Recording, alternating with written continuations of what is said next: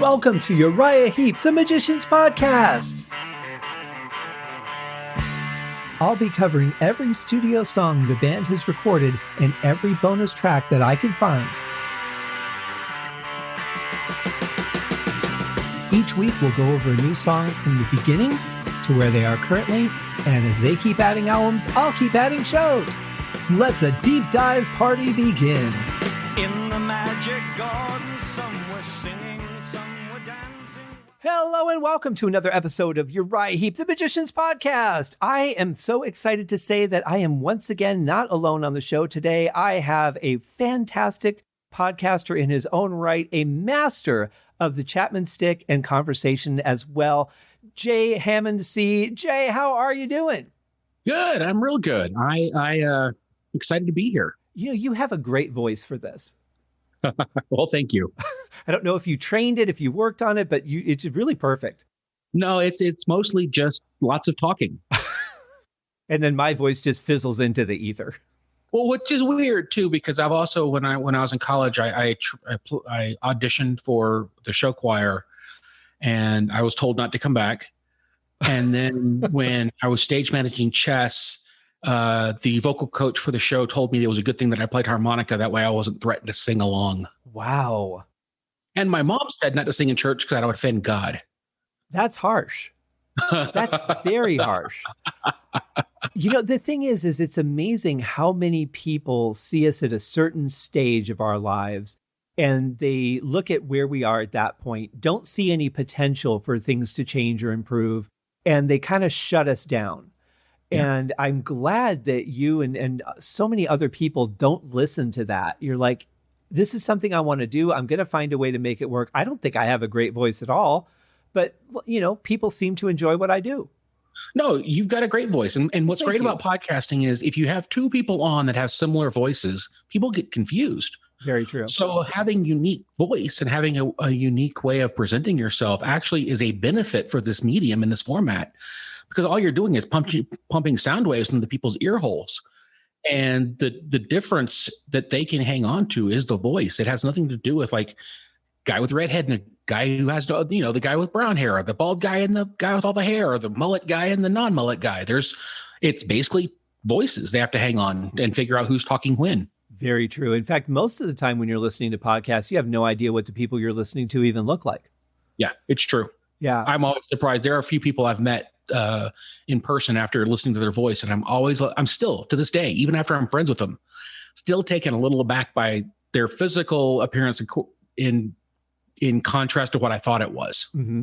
The one that really got me, and I didn't find out until just last year what he looked like, was if you ever listened to the show Rockline, Bob Coburn, who did that show when he would interview bands, you know, when they were putting out new albums. I had no idea that he looked the way he did, because he is the furthest thing from his voice that I've ever seen. And I was just floored. I would have never guessed. Yep. He was a great host. He was fantastic. I always enjoyed his show. But let's talk about your show a little bit, because that's another show I highly enjoy. How would you describe it? So Beyond the Playlist is I would like to say it's a conversation about the reasons why people create. I mean, I have a wide variety of creative people on. They're wrestlers, sculptors, writers, directors, actors, musicians, you name it. If there's a level of dedication and there's a level of creativity to it, I'll have them on. And I ask a lot of questions about not the projects they do, but why they choose the projects they do and how they choose the projects and the processes and the hows and whys of why they make the choices they make. Instead of focusing on, hey, dude, that song rocks. It's why did you want to write this song with these tools and tell that story? And it's further, I feel like it's a deeper dive in the interview world than some others might do. But because I have experience working in bands, on stage, making, you know, in film, all these places I've been, I'm able to ask questions from my own point of view, kind of skipping over all the intros of, oh yeah, and when you do a play, you have to build a set. And then there's all this stuff backstage. I could skip all that and go right to working as a stage manager. How do you blah, blah, blah. And kind of the shortcut to some of the deeper questions. Sure. And if they're in the middle of any kind of press tour, they're probably sick and tired of answering the same questions. I mean, you have to hit a little bit about the current project because that's what they're there to promote. But if you touch on that and just get to know them in a more meaningful way, I think that those shows tend to be a lot better because you're very conversational. You're very engaging. You're not, here's the 5 questions I have to ask, so let's just get this done. You're like, I really want to talk to you and I want to get to know you. Yeah. It was funny. Recently, I did an interview, and when I asked the guy, I said, tell me a little bit about yourself. He basically gave me the story breakdown for the rock opera Streets by Sabbath. And I said, you realize you just gave me the story from Streets, right? And he went, oh. And then he told me his real story. I think it was a test. Wow. Well, that just shows how helpful it is to have some pop culture knowledge, which is where really, I fail. His face was he was very surprised that I just called it right out too. Mm-hmm. I love that though. Yeah, because a lot of people would be like, okay, I'm just going to pretend that didn't happen so I don't make it awkward and we could just keep on with the interview. I don't want to upset my guests, so we'll just move on like that didn't happen. Yeah, it was a good moment because it showed that I knew what he was talking about. So therefore the references could then be taken to a different level because then we have a common language and common place of information. Sure. And you also gained his respect. So he's more likely now to open up and be honest and dig a little deeper into some of those things. Now, you've been doing this show for how long? I started in 2013. So you've been doing this eight years, give or take a few months. Mm-hmm. And you have never once gone a week without putting out a new episode. That's true. And in fact, some weeks I put out 2. That's amazing. That is absolutely amazing because on this show, I am very consistent with releasing 4 episodes a week. It is time consuming. It does get a bit tight sometimes, but I've been able to maintain that. My other show, however, which you have been a guest on, I'm like, well, there's a fly in the room, so it's probably going to be a couple weeks before I can get an episode out. I know I have other things I need to do, but with this show, I've been, very consistent. That is very important in our industry, I think, to have that where I just admitted I'm failing miserably on my other show. But it is because people really get to depend on the schedule of the things that we do. Well, when my very first interview, I interviewed my guest gave me 3 rules to follow. It's be consistent. Don't be afraid to suck. And when someone asks you to do a thing, you do a thing. And I think I've met all 3 of them because I surely have no fear of sucking. And I'm doing all kinds of things. And consistency, I think I might have taken to an insane level, like a damn near diagnostic level. I mean, are you going for like a Guinness Book of World Record kind of thing? No, I feel guilty if I was just telling the story the other day where I had a show that was, I had done the scheduling in Libsyn, and I usually have things go out at 4:00 in the morning. I'd forgotten to make the change in time, and so I had to go in and change it because it just gone to the default of going out at noon. And I felt guilty that it was 4 hours late. Mm-hmm.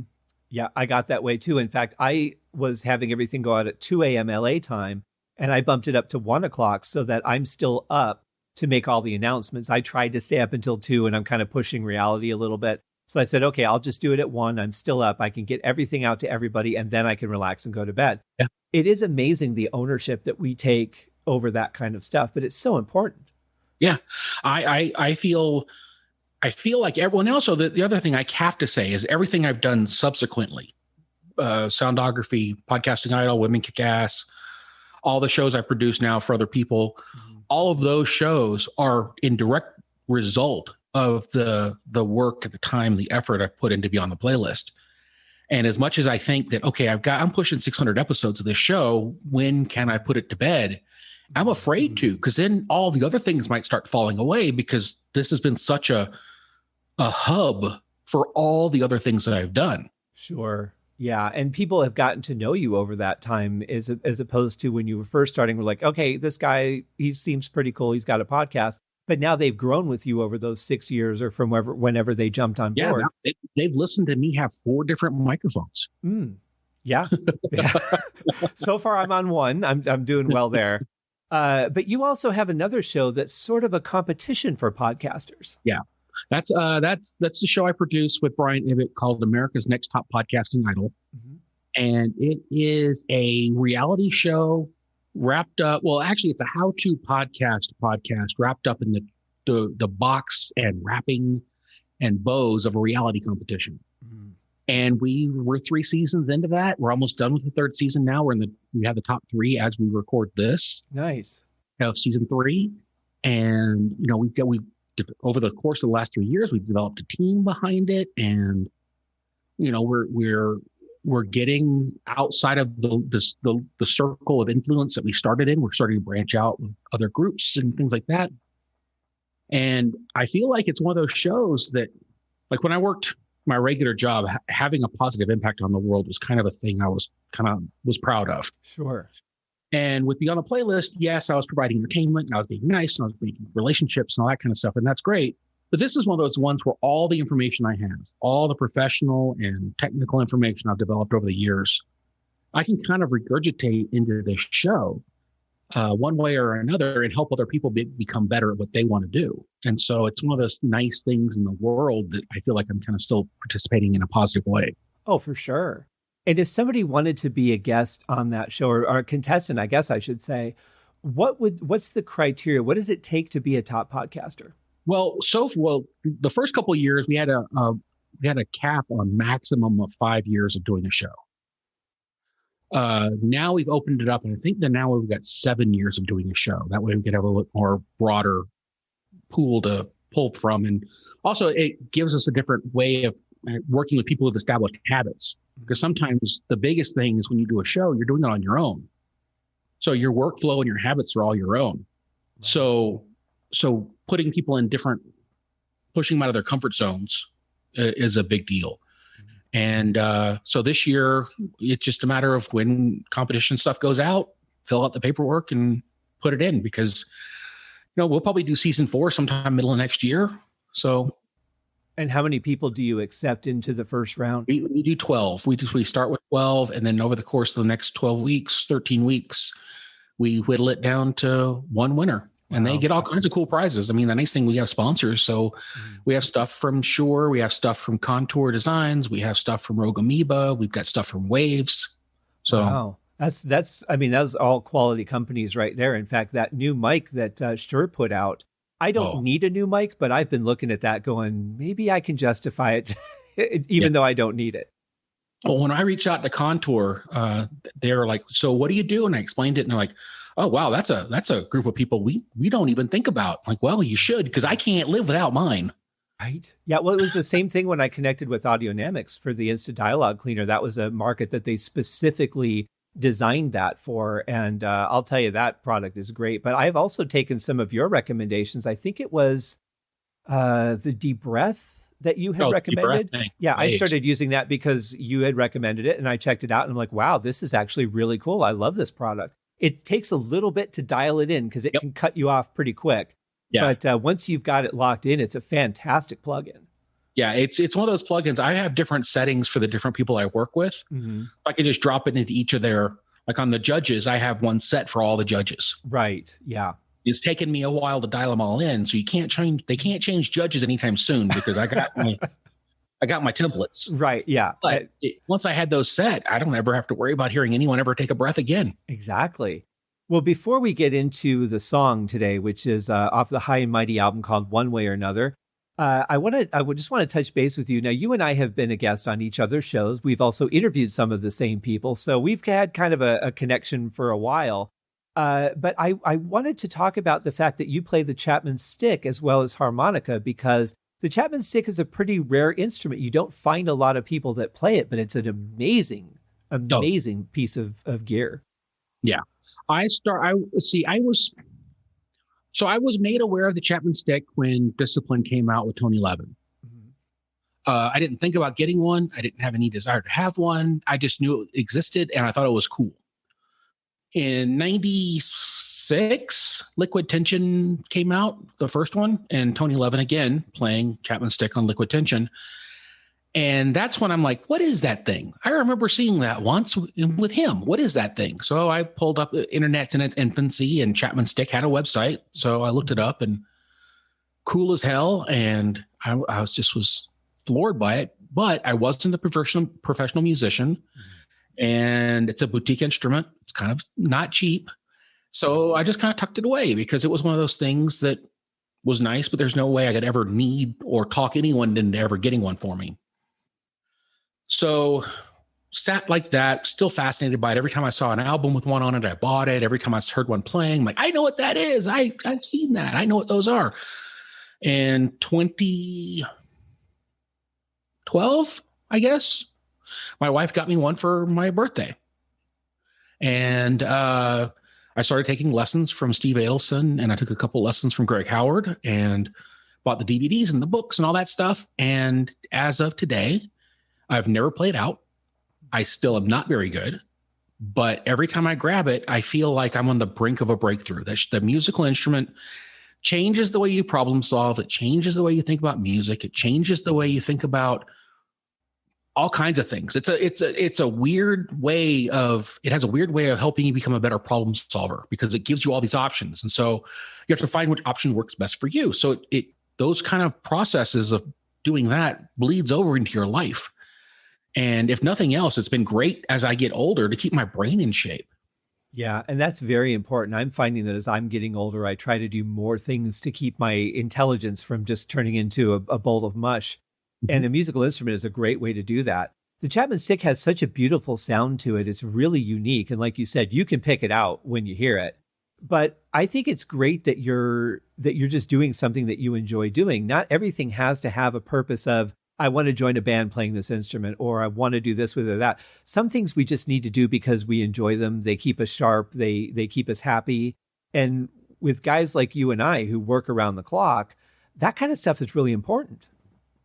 Yeah, I have to admit, I don't have a burning fuse at the end of my time clock to force me to learn how to play it. I've interviewed people who said, yeah, I was a guitar player, I wanted one, and 18 months later, I used it on this next album. Like, good for you. You're a professional musician, and you had a burning fuse that you had to get to.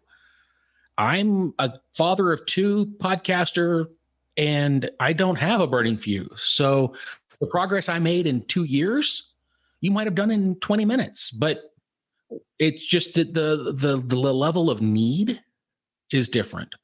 And also the reason is very different. For me, it's completely enjoyment. It's completely novelty, fun, hobby. For them, it's profession. They don't eat if they don't learn those things and use them. So I feel even though I'm not a huge Chapman Stick player and I'm not someone everyone's, oh yeah, I heard Hammond playing that. That's not going to happen. But I try every time I get an opportunity to have a Chapman Stick player on my show. I've had Ibbott on. I try to be an ambassador for the instrument, if nothing else. And and I don't know if I've had any impact there, but I hope I have. I hope that I brought some other people to it and some more attention to an instrument that is truly unique and very logical. And even if you have a rudimentary understanding of musical theory, you can be great at this thing because it's all based around theory. Oh, sure. Yeah. I'm very much the same way with bass guitar. I picked it up a few years ago. I think I'm as good as I was a couple of years ago, but I don't really sit there and consistently work at it. It's just something I enjoy. If I have a song that I need to put bass on, I can usually play, I write basically enough so that I can perform it. And if I write something that's too big, then I'll either chop it up into different tracks and play it, or just do it on, a digital version. But it's something that's different from what I normally do as a drummer. It makes me look at music from a different perspective, which I find very important as a writer. And it's just fun. Yeah. Speaking of drummers, I'm interviewing Virgil Donati next month. Really? Yeah. Oh, I'm going to have to make sure to. Well, I try to tune into all your episodes. I'm a little behind, I'm interviewing him on April 9th. So I guess it's this month. This month, yeah. Very nice. Well, that'll be a fun one for sure. Yeah. I interviewed Russell Gilbrook from Uriah Heep last fall, and just such a great dynamic guy. And every video he puts out, he's just so enthusiastic. It's almost like it's a battery that just isn't going to stop running. And I love people like that. I love that dynamic. Drummers have to be that. Drummers absolutely have to be that. Yeah, for sure. Well, as we're getting into the song, I know that you've not heard this song before, so I love that because this is going to be a fresh reaction. But what is your experience up to this point with Uriah Heep?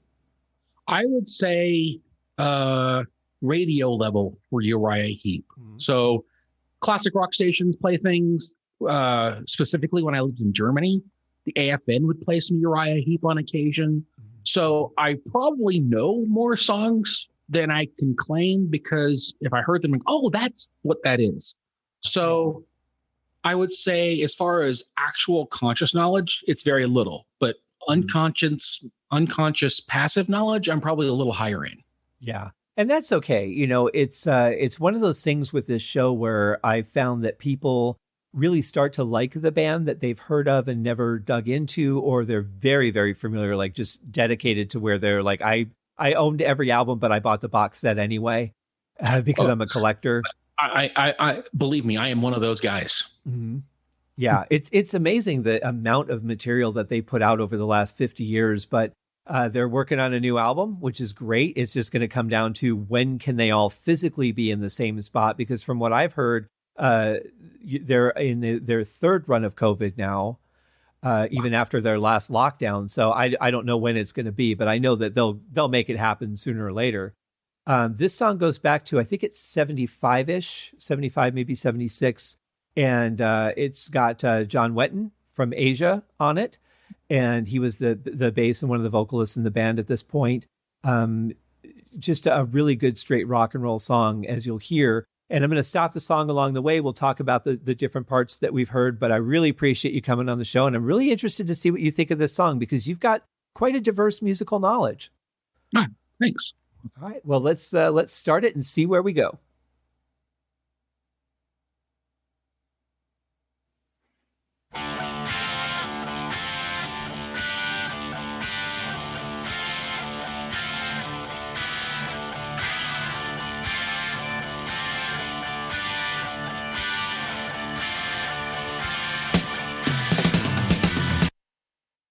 Okay, so just on that intro, we've got... I could ask. So the chord progression was strange because it didn't go where I expected it to. It went da, da, da, da, da, da, and then it went down instead of... I thought it was going to go up, but it went down, and I think it went minor too, didn't it? I think it did, and that's one of the things that's really interesting about the writing of this band, is that that's how they tend to do things. They're very full of surprises. Even when they change from one part to another, you're like, okay, they did this, so they'll probably do this next, and they go into something completely different. Interestingly, this band uses the, now I can't think of the name of it. The what's the instrument that you play with your fingers where you just play in the air? Theremin? Theremin, thank you. I say it on almost every show. You'd think I would know the instrument, but they use a theremin quite a bit, which for a rock and roll band is a very uncommon instrument. They're very unconventional, I would say. Mm-hmm.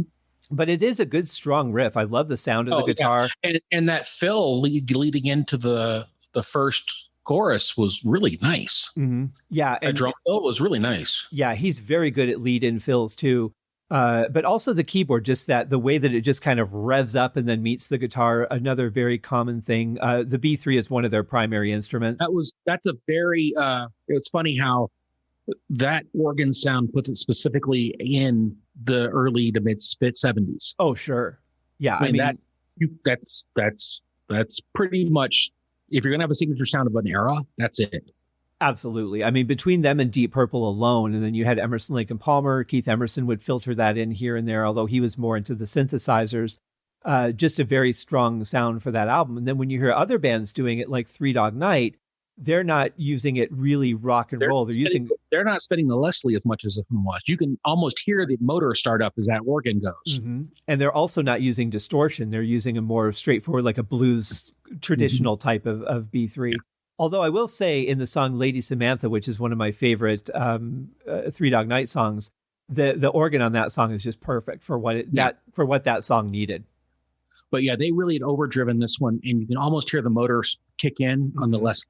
Yeah, I love it. They just seem to find ways to introduce each instrument into a song so well. You're kind of like, okay, here's what the guitar is doing. Okay, here's what the drums are doing. Here's what the organ is going to do. And they kind of give you, like when you're watching a movie and the dog walks through Poltergeist and they're introducing each character. You kind of get that on some of the songs from them where they're like introducing every instrument that you're going to hear, and it's fantastic. All right, here's what happens next.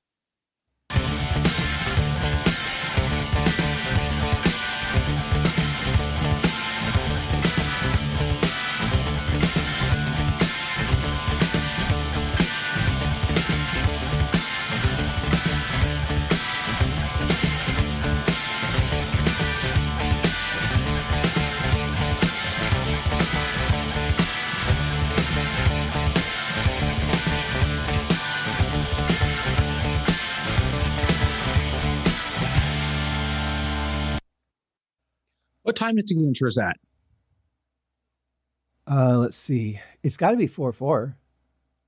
Doesn't feel it because of the syncopation that they built into it.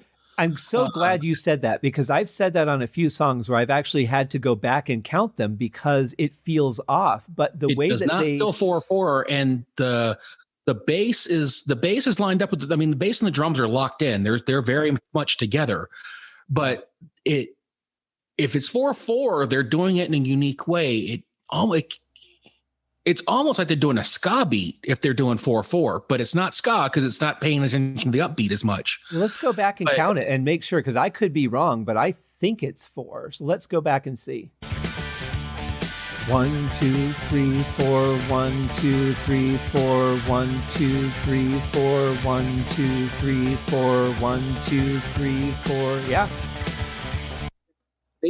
They've hidden it pretty well then, because the extra, like, I don't want to call it ghost notes, but the extra accent notes that are there are making it more interesting than standard 4/4. I think it's that, and I think it's that the keyboard accents are coming in between the guitar riff, and it feels like it's an extra note when it's really counting for the missing note that the guitar is not playing. Okay, that makes sense. But again, my question is, did they think of this? Is this conscious, or are they just playing? It's just the way they write. I don't know if they were consciously doing this, then they're thinking way too much about 4/4. Right. If it's an instinct, then following that instinct led them to something very creative within 4 beats, because it's not something I'd heard before in 4 beats. Yeah, I have to think that it's just the way that they're creative, because there's songs on this album and songs I think on the last album that I felt the same way about. There's like 3 or 4 of them where I've been like, I have to double check the count because it doesn't feel right, and every one of them has been 4/4. And it's crazy that he's able. Then if that's the case, then they're doing some really neat things with 4/4 with song as with accent notes, and maybe it could be 1 and 2 and 3 and 4, and that kind of thing. So they're building in some extra space, because straight 4, it's hard to put those notes in, but maybe they're stretching out, and it's something different as far as their count, because everyone counts differently. It's almost like they're dragging a note and then play a note to compensate for it that puts it back in 4 when it starts to feel like it's coming out, and then they compensate at the end of the measure. Yeah. But I love the interplay between the organ and the guitar. I love the opposing sides of it. It's almost like a question and answer type thing. And it's great because then the bass and the drums are locked in. Mm-hmm.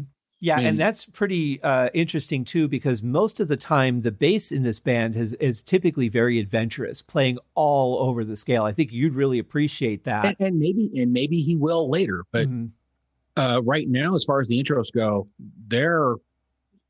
they're looking at each other while they're playing this. Absolutely. It's definitely something I feel was recorded together and not just scratch tracks while the drummer could record his part. There's no click on that. They're playing that, looking at each other. Yeah, and it's really, I talk about this a lot on the show because I want people to appreciate the fact that when you hear music like this now, it's mostly because some engineer sat in the booth lining everything up so it was all perfect and syncopated.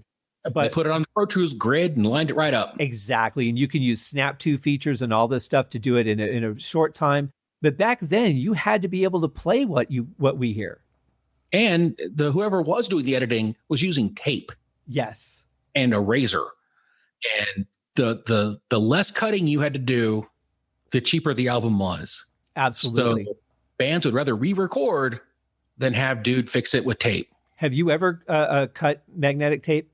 I have once, back when I was in college. It's awful, isn't it? Yeah, I ended up with bloody fingers. Oh wow, that's not good at all. the blade was dull, and I was nervous, and I ended up cutting the tips of like 3 of my fingers, and it was a nightmare. And I'm so glad that I was able to move from the appreciation of people doing that to the ease of me being able to do it in Logic. I'm so sorry I brought that up. That has to be a horrible memory.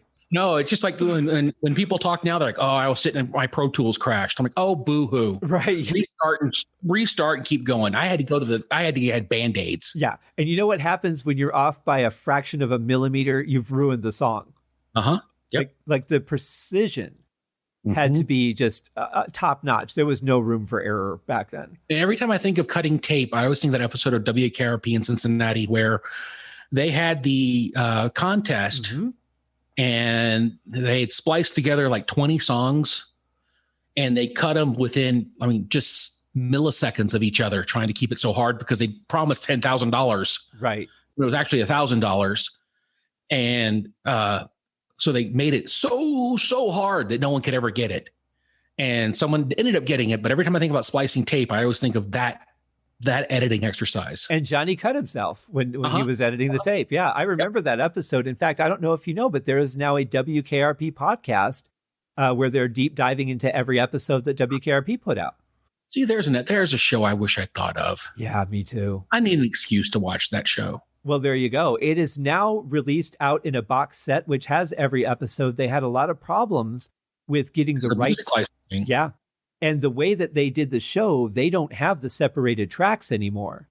So they couldn't just go in and dub different songs that they could license that would have to make sense between what Johnny's announcing. Yep. Sometimes they've had problems with that where they've had to actually replace the dialogue, and you can tell it's not the actor. I know that Styx, Working Man's Blues, Working Class, what is that one called? Oh, I don't know. That one was on there. I remember that song specifically from my time watching WKRP, and I'm wondering if they struck a deal with Styx. That very well could be. Yeah, I know that bands were trying like hell to get their songs on WKRP because it was really helping people be successful. In fact, Blondie said that Heart of Glass would have been nothing had it not been featured on WKRP. The biggest radio station in Cincinnati. That's right. Probably one of the next to WPIG. Yeah. But that's the thing is like back then there were not a lot of avenues to get your music heard. You didn't really have television yet unless you were on like American Bandstand, but that was only going to be dance music. Or got lucky, you had Saturday Night Live and Fridays. Or Dick Clark if you were already in the charts. But if you weren't in the charts, you got to get on WKRP. I remember very vividly staying up and watching Fridays one night and hearing Jefferson Starship play Jane on Fridays. Yeah. But for the most part, you had to be established to get that kind of recognition. So just like it is now, how do you cut through all that? How do you get established? WKRP was a great avenue. Yeah. So you'll have to check that out. It's a very well done show. The hosts are very energetic, very passionate about it. And they dig into everything. There's a picture on the wall, and I thought I had seen it before. So they do a deep dive into a picture that's on a wall that you didn't even notice. Oh, wow. Yeah, it's pretty quality stuff. But we're not here to talk about WKRP. No. We're here to talk about one way or another. Thank you for joining me on this episode of Uriah Heep, the Magicians Podcast. If you have enjoyed this show, please consider going over to Apple Podcasts or your favorite podcast outlet, leaving a rating or a review. Be sure to subscribe to make sure that you are notified when new episodes are available. Please be sure to share this podcast with your fellow Uriah Heep enthusiasts and anyone who you think would like Uriah Heep, which should be everyone. And if you are so inclined, please feel free to contribute to the Patreon account. And if you are not a Patreon subscriber, you can also pay through the PayPal link on the website listed in the show links below. I would also like to thank Uriah Heep for their very generous support of the show, and thank you guys for listening. We'll see you in the next episode. Happy days!